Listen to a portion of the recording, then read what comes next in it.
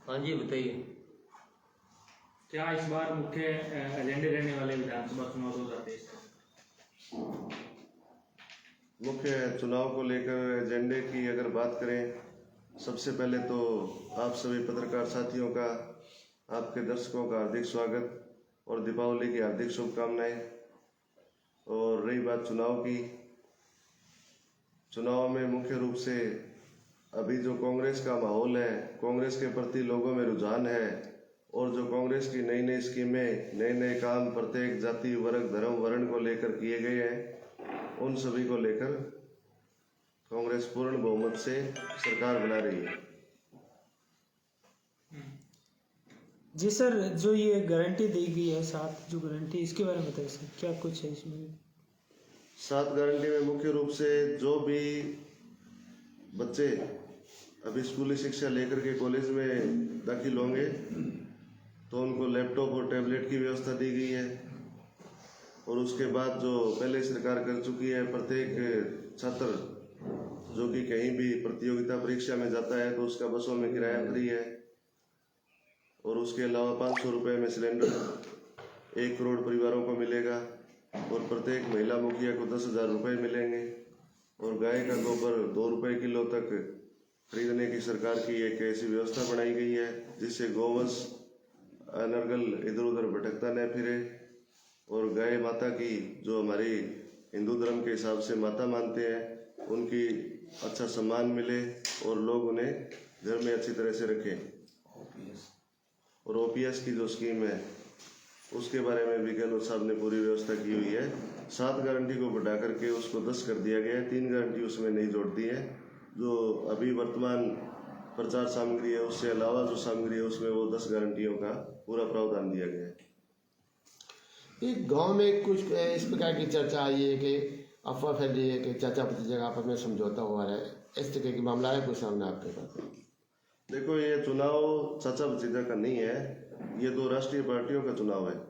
पहली बात तो अगर चाचा भतीजा की करें या समझौते की करें तो अभी अपना जो स्कूल का मैटर चल रहा है, आप सभी पत्रकार साथियों को बुला करके अच्छी तरह से पूरी कागज दिए थे। उस टाइम विधायक बलवान पूनिया, जो कि अपने आप में मजबूत कहे जाते हैं, खुद को मजबूत विधायक वो बताते हैं, उनसे भी हमने कहा था कि हमारे गांधी गांव के स्कूल का मामला है। पूर्व विधायक संजीव बेनीवाल ने अध्यक्ष पद पर रहते हुए गांव की 5 बीघा भूमि जो कि दान दी हुई है उसको खाने का काम किया है और उस भूमि के संबंध में सभी कागज हमारे पास मौजूद है।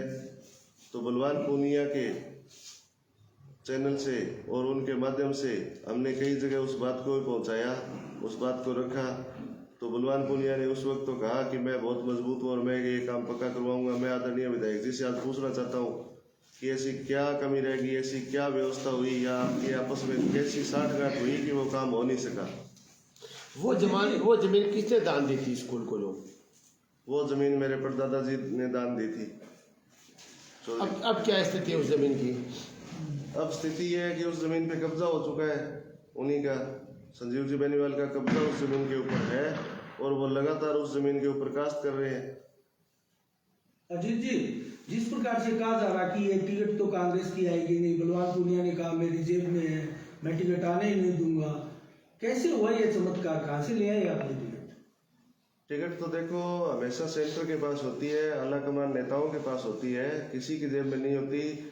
जबकि आप मान के चलो, कांग्रेस और बीजेपी दोनों राष्ट्रीय पार्टियां हैं, उन दोनों पार्टियों के बारे में करीब 5-5, 7-7 जो कैंडिडेट होते हैं, टिकटार्थी होते हैं, वो सब यही कहते हैं कि टिकट मेरी जेब में है। आप बीजेपी का भी अगर उदाहरण देखें तो करीब 4-5 लोग मांग रहे थे और वो जनता को ये विश्वास दिला रहे थे कि टिकट उन्हीं के पास है, आप उनकी मदद करो।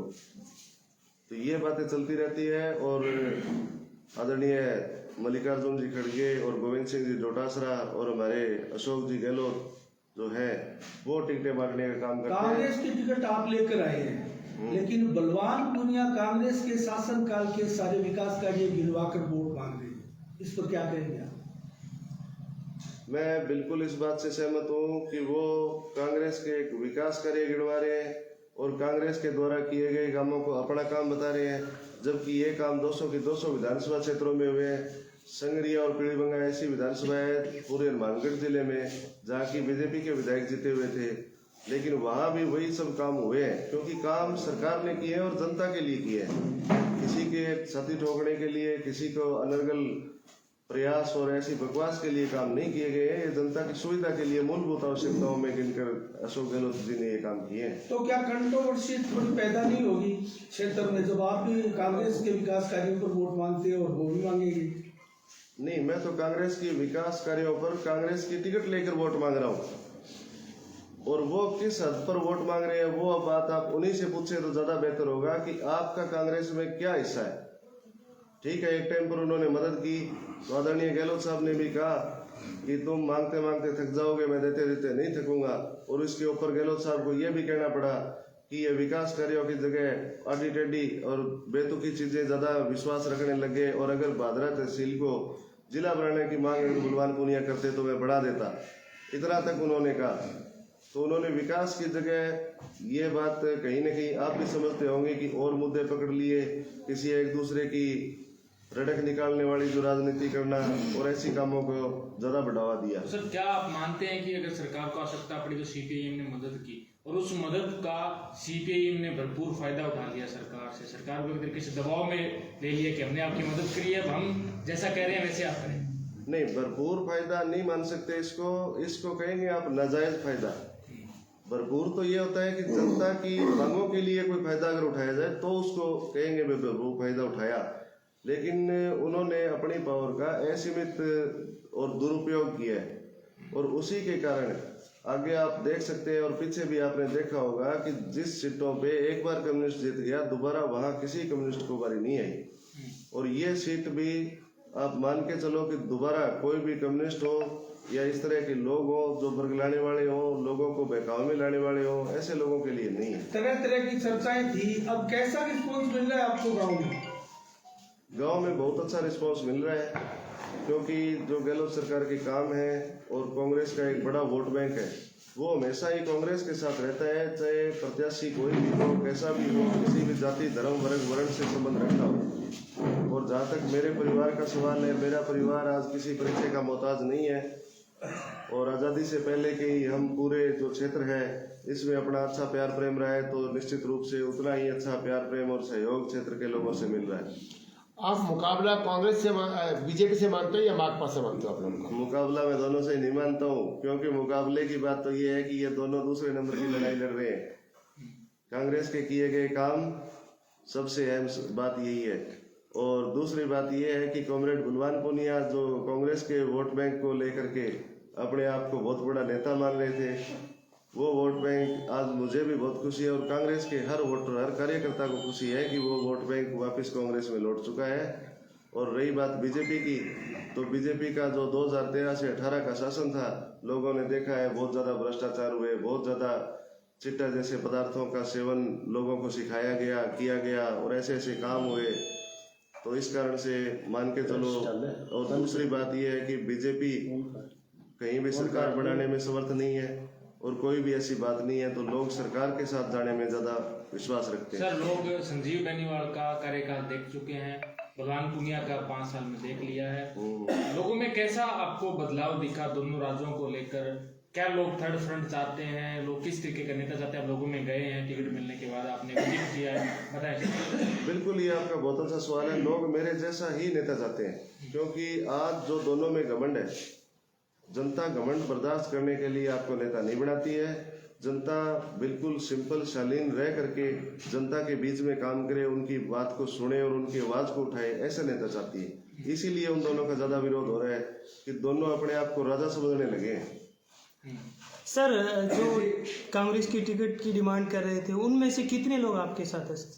उनमें से लगभग लोग हमारे साथ हैं, क्योंकि वो लोग कांग्रेस के ही थे। और जो 2-4 लोग, 1-2 जो लोग किसी और ने लगाए थे या किसी के बहकावे में आकर कांग्रेस की टिकट मांगने लगे थे, तो उन लोगों का तो काम ही है हर 5वें साल हर 7वें साल वो लोग पार्टी और झंडा बदलने में विश्वास रखते हैं। तो ऐसे लोग कांग्रेस की विचारधारा से जुड़कर नहीं चल सकते। अजीत जी, माना जा रहा है कि माइनॉरिटी के वोट कांग्रेस के ही वोट हुआ करते थे, अभी सुनने में ये आ रहा है कि 3 धड़ों में बढ़ रही है कांग्रेस। बीजेपी में भी कुछ बढ़ा जा रहा है, कुछ कॉमरेड भी अपनी तरफ खींच रहा है और कांग्रेस का तो फिर परंपरागत वोट बैंक है ही। तो आप कैसे उनको एकजुट करने का प्रयास कर रहे हैं? मुझे एकजुट प्रयास करने की जरूरत नहीं है, वो पहले से ही एकजुट है। इसका मतलब आप मानते हो कि वो कोई भी धड़े में नहीं बट रहे? बिल्कुल नहीं बट रहे। जैसे ही कांग्रेस का सिंबल अनाउंस हुआ, क्योंकि पहले एक दुष्प्रचार किया गया था, मैं भी मानता हूँ और आप लोगों को भी पता है कि ऐसा दुष्प्रचार किया गया था कि कांग्रेस की टिकट मैं नहीं आने दूंगा या लूंगा तो मैं लूंगा। ऐसा कई लोगों ने भ्रामक प्रचार भ्रांतियां फैलाई थी। लेकिन आज जो वर्तमान स्थिति है, कांग्रेस का सारा वोट बैंक उसी दिन एक हो गया जिस दिन कांग्रेस का सिंबल भादरा में आने की सूचना तक पहुंची। सिंबल नहीं आया था उस दिन तक, लेकिन सूचना पहुंचने के साथ ही सबके पास फोन आ गए कि कांग्रेस का सिंबल आ चुका है और कांग्रेस का पुराना वोट बैंक जो है वो कांग्रेस के साथ ही रहेगा। सर, बलवान पूनिया लगातार कहते हैं कि मैंने काम करवाए हैं, कॉलेज खोले हैं, अभी नहर का भी जिक्र चल रहा है। गहलोत की सरकार थी स्टेट में, बलवान पूनिया स्थानीय विधायक थे। अब आप कांग्रेस की टिकट लेके आए हैं, बलवान पूनिया उन्हीं विकास कार्यों को गिनाकर वोट मांग रहे हैं, तो लोग वोट आपको दें या बलवान पूनिया को दें? ये बात लोगों को समझनी चाहिए कि इस बात का फैसला वो लोग करें। जब बलवान पूनिया विधायक बने थे उसके तुरंत बाद के 1 साल के अंदर जो जो काम बलवान पूनिया ने किए उसके आधार पर उनको वोट मांगने चाहिए थे, क्योंकि तब तक सरकार किसी कमजोरी में नहीं थी। और बलवान पूनिया ने क्या काम किए, उस 1 साल के काम वो बलवान पूनिया जी गिना देंगे और उनके आधार पर वोट मांग लेंगे। शहर का ब्लॉक अध्यक्ष आपके पास है और गांव का ब्लॉक अध्यक्ष बलवान पूनिया के पास है कांग्रेस का, तो वो कांग्रेस छोड़कर जा चुके हैं, इसीलिए उनके पास है। तो क्या उन पर विधिवत रूप से कार्रवाई हुई है अभी तक? बिल्कुल उनके ऊपर विधिवत रूप से कार्रवाई हो चुकी है और जैसे ही आला कमान निर्देश देगा उनको 6 साल के लिए पार्टी से निष्कासित करेंगे। एक पीसीसी सदस्य भी उनके साथ लगा हुआ है। हाँ, तो बिल्कुल जी उनके ऊपर भी कार्रवाई होगी, चाहे पीसीसी सदस्य हो। उनसे कोई संपर्क किया गया जब आप टिकट लेके आए हो? बिल्कुल किया। उन्होंने क्या जवाब दिया? हम नहीं आएंगे। हाँ बिल्कुल, उन्होंने यही जवाब दिया कि हम कांग्रेस के साथ नहीं, हम तो किसी व्यक्ति विशेष के लोग हैं। जी, बाजार में एक चर्चा और है कि कुछ लोग जो टिकट मिलने के बाद में माकपा ज्वाइन कर ली, तो मानो यो कहना है कि हमारे गहलोत जी को इशारा है कि माकपा ने और जिताओ। इन ऊपर बाजार के अंदर काफी दिनों जो चर्चा है, क्या कहना चाहोगे? पहली तो मैं बना पूछना चाहूँ बाकनी शो के चीज है कि वह माकपा जिता देगा। आप वह गांव को ब्लॉक करने लग रहे हैं, सरपंच जीतन कौन लग रहा है, वह माकपा जिता देगा। ये ऐसी भ्रांतियां, ऐसे भ्रामक प्रचार, वो अपने आप को बड़ा नेता साबित करने की कोशिश कर रहे हैं। लेकिन आज आप कहीं भी पता कर लीजिए, कम्युनिस्ट पार्टी का जो वोट बैंक है उनके जाने से तो और ज्यादा गिरा है। सर, कांग्रेस के जो पूर्व लोग थे यानी जयदीप बुड्ढी जी थे, सतपाल नेहरा जी भी थे और भी लोग थे। पिछले ब्लॉक चुनाव हमने देखा, ब्लॉक चुनाव में कांग्रेस पूरी रूप से टिकट ही नहीं मांग पाई। उसके बाद भी कई हालांकि ऐसे मौके हैं जहाँ कांग्रेस के लोगों को आवश्यकता थी, कांग्रेस चाहती थी अपने प्रचार करके आज मजबूत स्थिति में भादरा में हो सकती थी। ऐसे में कांग्रेस धीरे धीरे भादरा से कमजोर होती गई ब्लॉक चुनाव के बाद, क्योंकि ब्लॉक चुनाव में जो कांग्रेस के जो कैंडिडेट थे उन्होंने बलवान पूनिया के प्रत्याशी को वोट डाल दिया। ऐसे में आज लोगों में उसके प्रति रोष भी होगा कि कांग्रेस धीरे धीरे भादरा से कमजोर हुई। आप कैसे देखते हैं इन सारे मामलों को? देखो, इस सभी जो बातें आप कह रहे हैं, इन सभी के पीछे कोई न कोई कारण है। आज अगर कांग्रेस के वोट बैंक की आप बात कर रहे हैं, कांग्रेस के प्रत्याशियों की बात कर रहे हैं, तो जहां जहां अच्छे प्रत्याशी हैं वहां से कांग्रेस बार बार जीत के आ रही है। लेकिन कहीं अगर कोई प्रत्याशी जिसकी छवि खराब है, जो जनता में नहीं जा सकता है, ऐसे प्रत्याशियों को आज भी चाहे वो कांग्रेस के सिंबल पे ही वोट कम मिलते हैं। तो उस चीज का एक वही कारण रहा कि गलत टिकट वितरण से भी कई बार ये बातें हो जाती है। ऐसा नहीं है कि बलवान पूनिया मजबूत थे और बाकी आप ब्लॉक अध्यक्ष जी भी बैठे हैं। रविंद्र जी, संगठन स्तर पर आप क्या कहना चाहेंगे कांग्रेस की स्थिति का, वर्तमान परिस्थितियों पर क्या कहेंगे? देखिए, ये चुनौती अजीत बेनीवाल अगर आज कांग्रेस प्रत्याशी है तो 5 तारीख के बाद में ये लड़ाई संगठन नहीं लड़ी थी बलवान पूनिया के खिलाफ। बलवान पूनिया इस कदर अहम का शिकार था कि पहले तो वो बोला कि हम ये टिकट समझौते में डाल देंगे। तब मैंने बार बार आप साथियों के साथ कॉन्फ्रेंस करके ये कहा था भी इस प्रकार के समझौते नहीं हुआ करते कि अमरा राम जी नौर में मंगेज को, दारानगर में निर्मल प्रजापत को, राजगढ़ में संदीप पूनिया को कैंडिडेट डिक्लेयर कर चुके हैं, तो ऐसा कैसा समझौता है जो केवल भादरा में होगा। जब ये बात धीरे धीरे आपके मार्फत हम जनता को समझाने में कामयाब हो गए, तब विधायक जी ये कहने लग गए कि मैं टिकट नहीं आने दूंगा। फिर संगठन ने ये लड़ाई लड़ी। आपको 31 प्रत्याशी दिखाई देते होंगे, इस बारे में आप प्रश्न भी पूछ रहे हैं। उन 31 में से 10 से 12 प्रत्याशियों के आवेदन मैंने निवेदन करके लिए थे भी आप कृपया आवेदन करें, ताकि पार्टी को ये संदेश पहुंचे कि यहाँ कांग्रेस का पर्याप्त जनाधार है, जिसकी वजह से इतने लोग टिकट मांग रहे हैं। हमारा वो संघर्ष भी हम जीते और उसके परिणाम स्वरूप आज अजीत बेनीवाल यहाँ टिकट लिए हुए बैठे हैं और गाँवों में पुरजोर प्रचार प्रसार हम लोग कर रहे हैं। और मेरा संगठन जो मौलिक कांग्रेस संगठन है, जो दूसरे संगठन की आप बात कर रहे हैं, मैं उन पर टिप्पणी तक करना पसंद नहीं करता, लेकिन किन्हीं परिस्थितियों में एक ब्लॉक की जिम्मेदारी उनको सौंप दी गई और वो जो हमेशा से करते आए हैं वो उन्होंने इस बार करके दिखा दिया। वो लोग वही लोग हैं जो 2013 में बीजेपी के साथ थे और 2014 में ये कहते घूमते थे, बोलो छोड़ो छोड़ो छोड़ो छोड़ो, इसकी बार मोदी को बनाएंगे, मोदी को बनाएंगे। मोदी से वो शिफ्ट हुए कांग्रेस की तरफ और कांग्रेस से वो शिफ्ट हो गए माकपा की तरफ। तो ऐसे लोगों की क्या ही चर्चा की जाए, गंभीर राजनीतिक परिदृश्य में ऐसे लोग चर्चा के भी काबिल नहीं है। और जैसा कि प्रत्याशी महोदय बता रहे थे कि ब्लॉक जीतने की स्थिति नहीं है, टिकट ब्लॉक की नहीं ले पाए, वो ब्लॉक की टिकट वहां पर कांग्रेस प्रत्याशी के सामने उनको चुनाव लड़ना पड़ा था और वो लड़े भी, तो उनकी आस्थाएं तो उसी दिन स्पष्ट हो गई थी वो कांग्रेस के प्रति कितने आस्थावान है। तो ऐसे लोगों के बारे में मैं तो कोई टिप्पणी करना नहीं चाहता। संगठन ने अपनी लड़ाई पूरे पारदर्शिता से पूरे दमखम के साथ लड़ी और संगठन अपने मुकाम पर पहुंचा और आज प्रत्याशी को लेकर के हम जनता के बीच में। अजीत जी, आप गांधीबीड़ी से ही हैं और गांधीबीड़ी से ही जो आपके परिवार के सदस्य हैं बीजेपी से संजीव बेनीवाल जी, तो क्या एक ही परिवार में 2 टिकटें आई हैं? पहले भी 1-2 बार पहले भी हो चुका है, इस बार क्या कुछ है गांधीबीड़ी का स्पेशली माहौल जाने, या लोग बाग क्या जिक्र करें एक ही परिवार में 2 टिकट आने से किसको वोट करे किसको नहीं, क्योंकि आपकी रिश्तेदारियां भी भादरा क्षेत्र में दोनों लोगों की है, ऐसे में क्या उम्मीद कर रहे हैं? देखो, उम्मीद की बात नहीं है इसमें, सभी समीकरण और सभी रूपरेखा जो है वो स्पष्ट है। उनकी टिकट बीजेपी से है और मेरी टिकट जो है वो कांग्रेस से है और पूरे संगठन के कारण, हमारी मजबूती के कारण वो टिकट आई है। पूरे संगठन ने उसमें संघर्ष किया। और रही बात वोट बैंक की, तो अपना वोट बैंक इतना मजबूत है कि वो 98 में एक बार विधायक बने और उसके बाद लगातार वो प्रत्याशी किसी न किसी पार्टी से रहे हैं और फिर भी वो गांव में अपना सरपंच नहीं जिता पाए, अपना ब्लॉक नहीं जिता पाए, तो आप उनको कहाँ मानते हैं ये आप सोचिए। गांव में गांधीबीड़ी गांव का रिजल्ट आप आंशिक तौर पर बता सकते हैं कि किसके साथ ज्यादा है? गांव में आंशिक तौर पर यह है कि पहले भी रिजल्ट अपने साथ ही था, पिछला सरपंच अपना था, अब की बार भी सरपंच अपना जीता। और उसके बाद अगर देखा जाए तो उन्होंने किसी जैसे झूठे मुद्दे खड़े किए जिसके कारण उनका वोट बैंक और ग्राफ और एक सामाजिक स्तर बहुत ज़्यादा नीचे जा चुका है। ऐसे लोगों को गांव के लोग और नॉर्मल से जो सही लोग हैं एक अच्छी सोच के, वो लोग वोट करना पसंद नहीं करते। अच्छा सर, आपने जो जमीन का विवाद का मुद्दा बताया, अगर आप कांग्रेस से प्रत्याशी आप चुनाव जीतते हैं तो क्या आप उस मुद्दे को आगे बढ़ाएंगे? क्या उसमें कोई कार्रवाई, जो आप कह रहे हैं 5 किला जमीन उन्होंने अपनी दादा लाई जो कब्जा कर लिया जो स्कूल के नाम थी, क्या उसमें आप उस जमीन को छुड़वा पाएंगे अगर आप विधायक बनते हैं? बिल्कुल साहब, मेरा पहला काम यही होगा कि जो जमीनें जिसने भी की हो, मैं कोई ये नहीं है कि मैं उनका ही कह रहा हूँ, जिन्होंने भी जमीनों में ऐसी धांधली की है जिनके कागज पुख्ता रूप से हैं, चाहे वो 1000 बीघा वो भूमि हो जोड़पाइतन गोचर की जिसके ऊपर लोगों के अभी तक केस चल रहे हैं, लोगों की 2-2, 3-3 बीघा जमीन खुद की बिक गई उन जमीनों के चक्कर में, तो ऐसे लोग किसी का भला नहीं करते हैं। निश्चित रूप से मान के चलिए, आप उन लोगों से पूछिए जिनके साथ ये हो रहा है, वो लोग बहुत लंबे समय से केसों में अटके हुए हैं, उनके साथ मारपीट के और ऐसे केस बहुत ज़्यादा हो गए। इसी तरह से जो स्कूल की गांव की ज़मीन का चक्कर है, तो ये काम है ना, ये बहुत ज़रूरी होते हैं, एक स्कूल की अहमियत होती है, तो वो चीज़ें तभी वापस आएंगे जब पहला मेरा काम यही होगा, मैंने इस मुद्दे को उठाया है तो मैं बढ़ते ही पहले ये काम करूँ।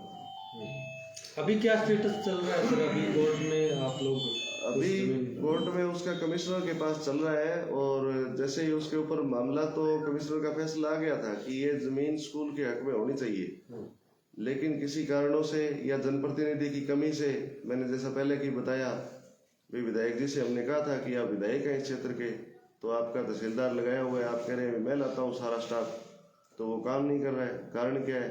हमने सवाल उठाए थे, तहसीलदार जी पर भी उठाए थे, उस टाइम जय कौशिक जी थे, लेकिन तभी भी वो काम हुआ नहीं था और उनको एक पूरा मौका दिया गया स्टे का, लेकिन स्टे अभी तक उनको मिला नहीं है।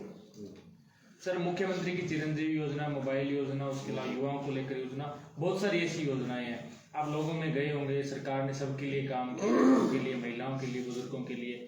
कैसा लोगों में उत्साह देखते हैं कांग्रेस के प्रति? क्योंकि ओवरऑल बात करें तो गहलोत साहब के प्रति लोगों में काफी देखिए उत्साह भी उस तरीके का, जिसको मोबाइल मिला है वो महिला खुश है, जिसको पेंशन जिसकी वृद्धि हुई है वो भी खुश है। कैसा उत्साह देखा इन दिनों में? अपने 5 के बाद आपको टिकट मिली, बताएं। देखो, निश्चित रूप से अशोक गहलोत जी मुख्यमंत्री ऐसे मुख्यमंत्री हैं जो राजस्थान ही नहीं बल्कि पूरे देश में और एक बहुत बड़े लेवल के ऊपर इन सभी योजनाओं को आज जो प्रचारित हो रही है ना, वो सभी योजनाएं आज हर क्षेत्र में, हर राज्य में, हर युवा, हर बुजुर्ग, हर महिला और हर आदमी ऐसी योजनाएं चाहता है। ऐसे अगर आप चर्चा किसी अन्य स्टेट के लोगों से करोगे तो आपको पता चलेगा। तो निश्चित रूप से कांग्रेस की सरकार 120 सीटों के लगभग या उससे ज़्यादा बन रही है और अच्छी योजना है। चुनाव के मतदान के 10-12 दिन रहे और माकपा, भाजपा और निर्दलीय बड़ी सभाएं कर रहे हैं। ठीक, आपका जनसंपर्क चल रहा है, क्या आप भादरा कस्बे में कोई बड़ी सभा भी करोगे? देखो, बड़ी सभा की अगर बात करें तो हमारा विचार बड़ी सभा करने का कम है, क्योंकि हमें टाइम कम मिला। इस कारण हम चाहते हैं कि जनता से ज़्यादा संपर्क डायरेक्ट किया जाए, जिससे कि उन सभी लोगों के साथ मिलकर के मुख्य काम वोट का होता है और बाकी फैसला पूरी टीम लेगी। मेरे अकेले का फैसला नहीं है, मैं अकेला कोई भी फैसले नहीं ले सकता हूँ। हमारे ब्लॉक अध्यक्ष है, हमारी पूरी कमेटी है, तो उन सभी के वो फैसले। प्रदेश से भी कोई नेता ऐसे आपकी सभाओं के लिए आएगा? जैसे आप बड़े अगर हम सभा करेंगे तो बड़े गांव भी है, वहाँ भी आप सभा तो करोगे, तो वहाँ से भी कोई प्रदेश का ऐसा कोई मैसेज है कि हम बड़े नेता आएगा? उन्होंने नाम बता दिए 2-3 जनसभा का, इनमें से आपको एक अलॉट कर दिया जाएगा अगर आप बड़ी जनसभा करेंगे तो। अजीत जी, कितने टीमों के साथ आप तो विधानसभा में जनसंपर्क कर रहे हैं या फिर आप अकेले फिर रहे हैं? अकेले नहीं है, कांग्रेस की पूरी टीम है और कांग्रेस के जो भी पदाधिकारी हैं जनसंपर्क में साथ हैं और सभी अपने अपने हिसाब से कांग्रेस को मजबूती दे रहे हैं, क्योंकि ये मेरा अकेले का काम नहीं है। ये आदरणीय रविंद्र मोटसरा जी हैं ब्लॉक अध्यक्ष, और उसके बाद विक्रम सिंह जी है, मालचंद जी है, सबीर खान जी है, भौर खान जी है, हरी सिंह जी बरोड़ हैं, तो दयानंद बिरवाल जी है, पीसीसी सचिव है। तो सभी लोग, क्योंकि ये मेरा अकेले का चुनाव भी नहीं है और ये मेरी अकेले की कोई पार्टी भी नहीं है। इस पार्टी में सभी लोगों का अहम महत्व है, और क्योंकि आगे कहीं ना कहीं और भी जो चुनाव होंगे, आगे लोकसभा का चुनाव भी आएगा, आगे ब्लॉक के चुनाव भी आएंगे, जिला परिषद के चुनाव भी आएंगे, तो अलग अलग चुनाव के लिए अलग अलग तरह की तैयारियां भी होती है। तो वो सभी तैयारियां पूरी टीम मिलकर कर रही है। आप सर आवेदन करने वालों में से आपको टिकट मिला है, अब बात करें आवेदन की, 34 आदमियों ने आवेदन किया, उनमें से अब आपके साथ 10 से 12 लोग घूम रहे हैं। बलवान पूनिया जी ने चर्चा की थी कि मैं टिकट को समझौते में ले आऊंगा, हालांकि टिकट आगे पार्टी के पास सर्वे भी थी, फिर भी सर टिकट इतनी लेट हो गई। नामांकन से मैच आपको 2 दिन या 1 दिन पहले टिकट मिलती है, लगभग 6 टिकट 6 लिस्ट आ गई, 6ठी सूची में आपका नाम आता है, ऐसे में आपको समय भी बहुत कम मिल पाया। क्या कारण से फिर इतनी लेट टिकट होने का? वो तो ऊपर आला कमान का जो सिस्टम है, उन्होंने ऐसा नहीं है कि सिर्फ भादरा की टिकट लेट हुई है, 45 लोग और भी थे।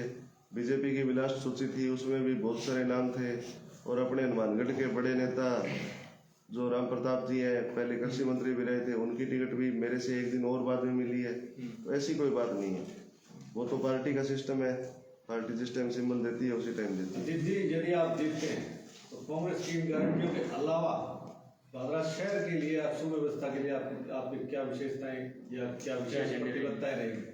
भादरा शहर की सुव्यवस्था के लिए सबसे पहले तो भादरा में जो जल भराव की समस्या है, और उसके बाद जो गांवों में पीने के पानी की समस्या है, उसका निवारण करने का प्रयास किया जाएगा। उसके बाद जो रेगुलेशन सही तरीके से नहीं बना, इन लोगों ने रेगुलेशन को इतनी बुरी तरह पीट दिया कि लोगों की बारियां सही तरीके से नहीं आ रही। जो लोग खेती करते हैं वो इस बात को समझते हैं कि सिंचाई पानी की व्यवस्था को दुरुस्त करना कितना अहम काम होता है और होना भी चाहिए। तो ये जरूरी काम है, और इसके अलावा भी अगर क्षेत्र के हिसाब से कोई भी मुख्य काम होंगे तो किए जाएंगे।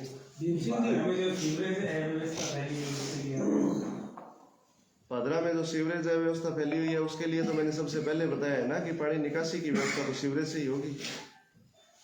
भीम सिंह जी, आपको 2008 में टिकट मिली थी, समझौते में थी, इन लोग की टिकट लेकर आप आए थे, भाजपा भी समझौते में थी, परिस्थितियां अलग थी उस समय। अब उत्तर कांग्रेस की टिकट लेकर मैदान में है, आपके लिए कितनी बड़ी खुशी की बात है और क्या मैसेज संदेश देंगे, किस प्रकार की तैयारियां चल रही है? मुझे बहुत खुशी हुई है कि पुत्र को कांग्रेस पार्टी ने टिकट दिया और गांव में जहाँ जहाँ भी मैं गया हूँ, शहर पूरे में डोर टू डोर किया है, लोगों को बहुत बढ़िया रिस्पांस है। 2008 में क्या हुआ कि जिन लोगों को, मैं किसी का व्यक्तिगत नाम नहीं लेना चाहूँगा, ऑफिस का इंचार्ज बनाया हुआ था, जो हमारे यहाँ हरियाणा से प्रभारी लगाए गए थे और जो मेरे साथ उस समय के जनप्रतिनिधि थे, और उससे अलावा भी कुछ लोग ऐसे थे जिन्होंने एक साजिश के तहत ये अफवाह फैला दी कि भाई भाइयों का समझौता हो गया, जो आज चल रही है। कभी कॉमरेड वाले कहते हैं कि हमारे पक्ष में हो गए, कभी वो कहते हैं, तो वो इस बात को भूल जाएं, हम किसी के पक्ष में नहीं हैं, हम सिर्फ और सिर्फ भादरा की जनता और कांग्रेस के पक्ष में हैं और कांग्रेस के लिए वोट की अपील करते हैं। और कांग्रेस पार्टी के जो वोटर हैं वो बहुत अरसे से ये तमन्ना लिए हुए बैठे थे कि भी कांग्रेस की टिकट आए और हम कांग्रेस को वोट दें। आज कांग्रेस की स्थिति ये है कि जहाँ भी हम जाते हैं वोट की अपील करते हैं, उससे पहले ही लोग कहते हैं कि हम बहुत लंबे समय से इंतजार कर रहे थे कि भी भादरा में कांग्रेस की टिकट आए, और 300 साथियों ने मिलकर के जो मेहनत की उसकी वजह से कांग्रेस ने अपना प्रत्याशी भादरा में चुना। और आज भादरा की जनता इन दोनों को पछाड़ते हुए तीसरे कांग्रेस के प्रत्याशी को विजय श्री दिलाएगी। इन लोगों के पास तो 10-10 हज़ार की जो भीड़ है वो अपने साथ में लिए घूम रहे हैं, जिनके ज़्यादा से ज़्यादा 40, 45, 50 हज़ार वोट हो सकते हैं, लेकिन कांग्रेस का जो वोटर है वो अपने आप में संयमित और सुदृढ़ है और वोटिंग के समय वो अपना वोट करेगा और उससे कांग्रेस की निश्चित भादरा में विजय होगी। और ऐसे जो अफवाह फैलाने वाले लोग हैं, आज भी मेरे को कोई कह रहा था कि घोटरा गांव में एक गाड़ी गई कि उसको समर्थन दे दिया, इसको जब हम वीडियो बनाने लगे वो भाग गया। तो ऐसे लोगों से मैं भादरा की जनता से, और उन्होंने हमारे जो कांग्रेस उस समय जब हमारी इनलो की गाड़ियां थी उन पे कांग्रेस के झंडे बदवा करके अफवाह फैला दी कि संजीव बेनीवाल को समर्थन दे दिया। न हमने उस समय समर्थन दिया, न आज दिया और न कभी जिंदगी में देंगे। नहीं, माकपा के लोग अभी इस प्रकार का भ्रामक प्रचार कर रहे हैं, क्या उसका भी आप खंडन? बिल्कुल खंडन करते हैं ऐसे लोगों का, चाहे वो माकपा का हो, चाहे बीजेपी का हो, चाहे किसी भी दल का हो। हम किसी को भी एक वोट की छूट नहीं देंगे कि वो कांग्रेस को वोट को चूस के। भीम सिंह जी, जिस प्रकार से वैसे तो कांग्रेस हर विधानसभा में टिकटें देती है, लेकिन यहाँ संगठन ने टिकट की लड़ाई लड़ी और जिसके साथ लड़ाई थी विधायक बलवान पूनिया, उन्होंने तरह तरह के दावे किए, मेरे जेब में है, आदि आदि फला फला, लेकिन उस लड़ाई के ऊपर उस विधायक के लिए क्या कहेंगे आप? अब आप ही जानते हो उस विधायक के लिए वो सारे दिन बस ऐसी बातें करता रहता है, मैं उसके बारे में क्या कहूँ। भीम जी, आपको बड़ा राजनीतिक लंबा अनुभव है, आप चुनाव भी लड़े हो, कांग्रेस का 5 साल का कार्यकाल देखा है, उससे पहले आपके भाई संजीव बेनीवाल भी बीजेपी के बने, उनके कार्यकाल को किस प्रकार देखते हो आप? देखो, मैं आपको बताता हूँ, आपने ये प्रश्न पूछ लिया। जैसे ही 98 में संजीव बेनीवाल एमएलए बना, एमएलए बनने के बाद उसने एक तरह में की जो भूमाफिया की दिमक थी वो सिस्टम में लगा दी और वो भादरा तहसील के जोड़, पायतन, गोचर, स्कूल की सब जमीनों को चट कर गए।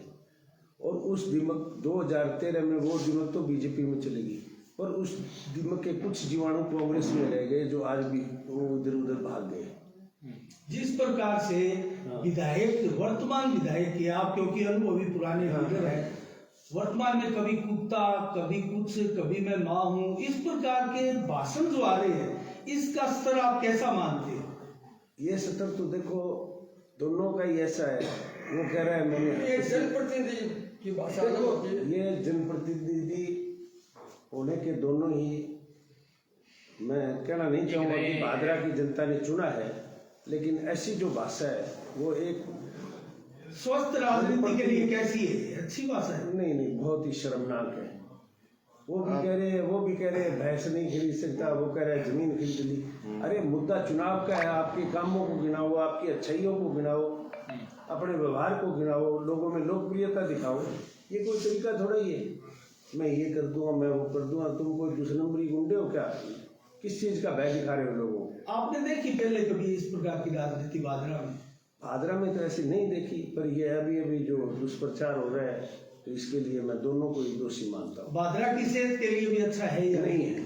नहीं। रविंद्र जी, आप संगठन के आदमी हैं। संगठन की बात करें तो संगठन केवल अब सीमित नाम ही रह गया, क्योंकि 2018 में सुरेश चौधरी जी ने चुनाव लड़ा, टिकट लेके आए, उसके बाद चुनाव हारने के बाद जनता को दिखे ही नहीं। लोक चुनाव भी हो गए, उसके बाद और भी चुनाव हुए, उसके बाद अब आप 34 लोग टिकट मांग रहे थे, कुछ लोग आपके निकल कर कांग्रेस में चले गए, कुछ लोग बीजेपी में चले गए।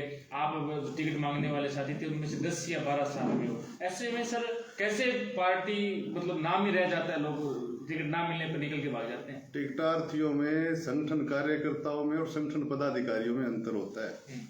अजीत आज संगठन में कुछ नहीं है, लेकिन पार्टी प्रत्याशी है, इसलिए पूरा संगठन उसके पीछे है। डॉक्टर सुरेश चौधरी कांग्रेस में ही नहीं था, फिर भी उसको कांग्रेस ने टिकट दी तो पूरा संगठन उसके साथ था।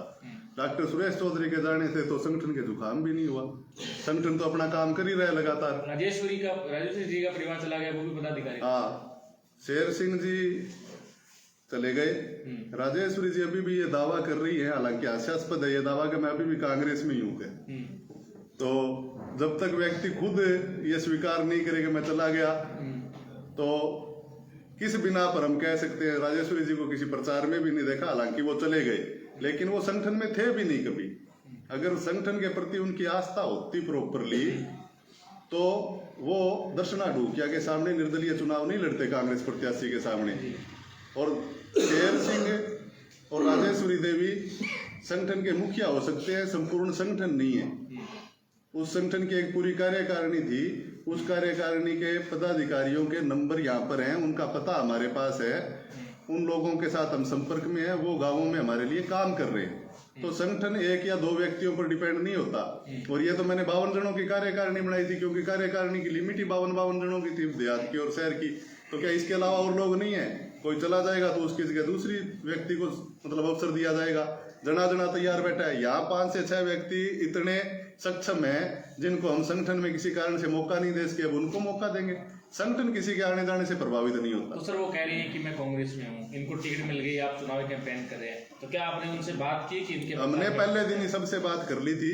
जैसे ही टिकट मिली थी तो यहाँ भादरा में कांग्रेस संगठन का मुखिया होने के नाते मैंने सबसे बात की थी, और जो लोग बात करने के साथ ही नॉमिनेशन फार्म वाले दिन आ गए थे उन सबके हम आभारी हैं। जो नहीं आए उनको मनाने के लिए हमने 2 दिन का समय रख दिया। मैं ऐसा व्यक्ति नहीं हूं कि किसी की शिकायतें करूं। मैंने 20 साल की राजनीति में आज तक किसी की शिकायत नहीं की है, और अब भी शिकायत मैं नहीं करूंगा, क्योंकि अब यहाँ पर दरअसल कांग्रेस ने फॉर्मेट चेंज कर दिया है। AICC प्रभारी सचिव इस विधानसभा के महेंद्र सिंह जी नेगी यही मौजूद है, इसी परिसर में है। आपके PCC के प्रभारी सचिव इस विधानसभा के शिवलाल जी गोदारा भी यहीं पर है। आपके सोशल मीडिया के प्रभारी श्री भागीरथ जी स्वामी भी यही मौजूद है। वो खुद देख रहे हैं और खुद रिपोर्ट कर रहे हैं ऊपर कांग्रेस वार रूम के अंदर।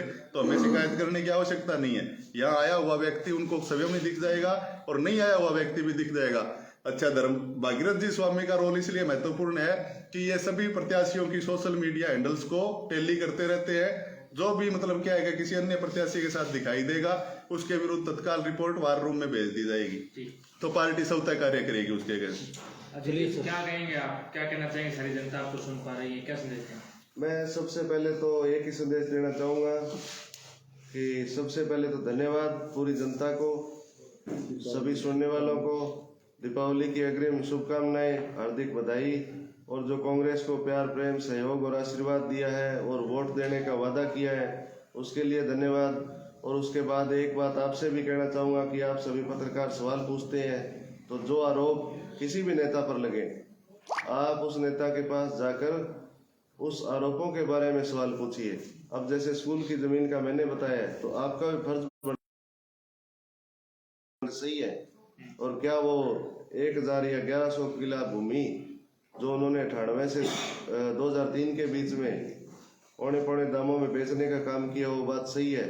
और बलवान पूनिया जी से आपको पूछना चाहिए कि आपके टाइम पे जब मैंने उनसे रिक्वेस्ट की कि हमारे स्कूल की दान दी गई भूमि इस तरह से कोई प्राइवेट आदमी खा रहा है और उसके ऊपर कब्जा कर रहा है, तो उन्होंने वो काम करवाए क्यों नहीं, जबकि वो कहते हैं मैं सबसे मजबूत विधायक हूँ।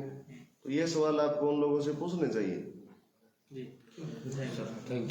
बहुत धन्यवाद। रविंद्र जी, एक सवाल और है। कांग्रेस सरकार पूरे राजस्थान में 7 गारंटी योजना चुनाव लड़ रही है। हाँ जी। टाइम कम है, जनता के बीच में किया विश्वास होगा, किया आएंगी 7 गारंटी योजना। मैं आपका प्रश्न समझ गया। जनता को पहले से ही विश्वास है। जनता इस भादरा तहसील में 1,03,000 लाभार्थी है हमारी योजनाओं के, जो पहले से चली थी। महंगाई राहत कैंप में हमने रजिस्ट्रेशन करके जिन योजनाओं के लाभ दिए और पूर्व से जारी थी, चाहे वो स्वास्थ्य बीमा योजना हो, दुर्घटना बीमा योजना हो, चाहे मतलब क्या है क्या बेरोजगारी भत्ता हो, वो सब चीजें यहाँ पहले से हो रही है। 1,03,000 मतलब उसके पात्र लोग हैं जो लाभार्थी हैं। तो लोगों को पहले से ही विश्वास है कि अशोक गहलोत ने कह दिया समझो हो गया, तो लोगों को विश्वास दिलाने की आवश्यकता ही नहीं है। लोगों में तो तत्परता है कि जल्दी से जल्दी अगली सरकार आए कांग्रेस की, और ये वाली जो 10 गारंटी है ये हमें और मिले। अभी 7 का हम प्रचार सामग्री वितरित कर रहे हैं, जबकि ये योजनाएं सही मायनों में 10 है। ये प्रथम चरण में 7 और अगली जो प्रचार सामग्री आएगी उसमें पूरी फिट 10 योजनाएं दिखाई देंगी आपको। वो निश्चित रूप से लागू होगी। जनता कांग्रेस सरकार पर विश्वास करती है। यूथ वोट बैंक जो परंपरागत कांग्रेस का वोट बैंक है, हाँ। और जो हमेशा कांग्रेस में विश्वास करने वाले, हालांकि टाइम थोड़ा ज्यादा ले लिया ट्वीट में, बट की मैसेज देना नहीं, इस बारे में हमारी पहले से ही स्ट्रेटजी रही है कांग्रेस की, क्योंकि हम जानते हैं संघ के लोग एबीवीपी और इस प्रकार के अन्य संगठनों के मार्फत में जो थोड़ी सी धर्म की डोज देते हैं युवाओं को, उनका वोट बढ़ते ही जब वो पहला मतदान अपना करने जाता है उसी टाइम कैप्चर करने की कोशिश करते हैं। तो इस बार हमने भी इस दिशा में काम किया है। हम किसी को धर्म की अफीम नहीं चटाना चाहते, लेकिन हमने इस गारंटी में एक गारंटी दी है कि जो भी हमारा छोटा भाई 12वीं पास करके फर्स्ट ईयर में एडमिशन लेगा, चाहे वो प्राइवेट कॉलेज में ले चाहे सरकारी कॉलेज में दे, उसको एक लैपटॉप दिया जाएगा ताकि उसके शिक्षा कार्यों में सहयोग मिले। इसके अतिरिक्त हमने पहले ही इसी सरकार में ही प्रतियोगी परीक्षा की तैयारी करके परीक्षा फार्म की फीस हमने 1 टाइम कर दी। एक बार फार्म भरने के बाद में आगे कभी फीस नहीं लगेगी। परीक्षा देने के लिए आप जाएंगे तो बसों में आपकी यात्रा निःशुल्क रहेगी।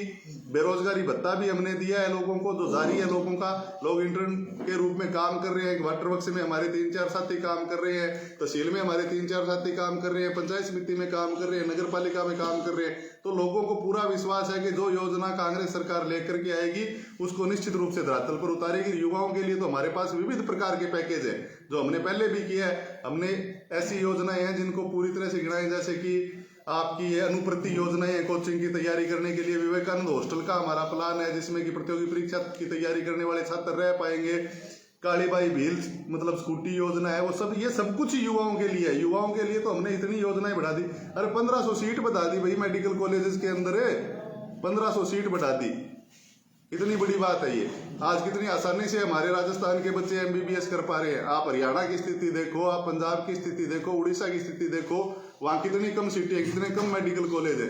हमने मेडिकल कॉलेजेस की संख्या बढ़ाई, सीटों की संख्या बढ़ाई, और उनकी इंटरप्रेन्योरशिप के लिए हमने इसकी आपकी नर्सिंग कॉलेजेस की संख्या बढ़ाई। 100 बेड के अस्पताल हमने तैयार करवाए।